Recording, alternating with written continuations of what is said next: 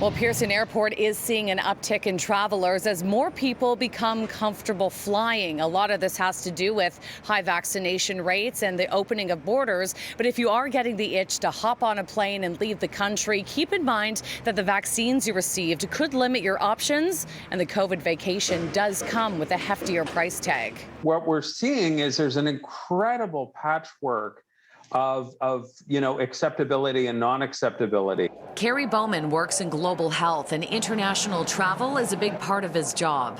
I worry that there could be rules and interpretations once I'm out of Canada that, are going to put me in a situation where I can't enter or I can't leave or who knows what.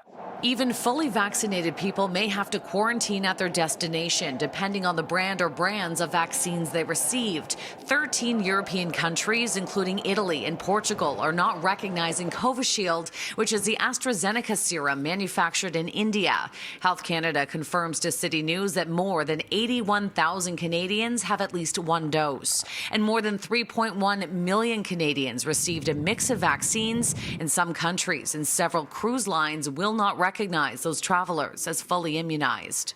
It speaks to a much larger problem that there really has been a glaring absence of global coordination of this pandemic. I would hope, but we haven't, that we would simply adopt World Health Organization standards of what are acceptable vaccines and move forward.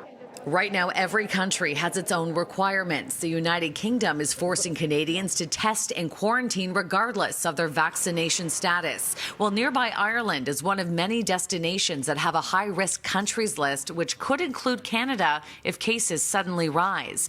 Then there's Cuba, which is currently waiving the testing requirement for Canadians traveling directly from Canada on Canadian flights. In Cuba, you can also skip quarantine if you're staying at an all-inclusive hotel. The virus is changing travel almost on a day-by-day basis. Is it even worth booking a trip right now? Well, if you're going to do it, you make sure you got to take precautions and understand that it's going to increase your costs.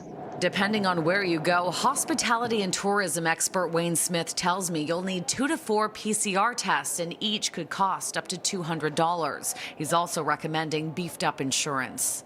Make sure that you go out and check with your credit card company to see what is and what isn't covered, and if what's not covered, to go seek additional insurance. So this gets pricey. You're probably looking at adding another quarter to a third to the price. Well, you no longer have to quarantine upon returning to Canada, but you do have to provide a negative test before leaving the airport. The experts say right now your best bet is to use this time to explore what our country has to offer.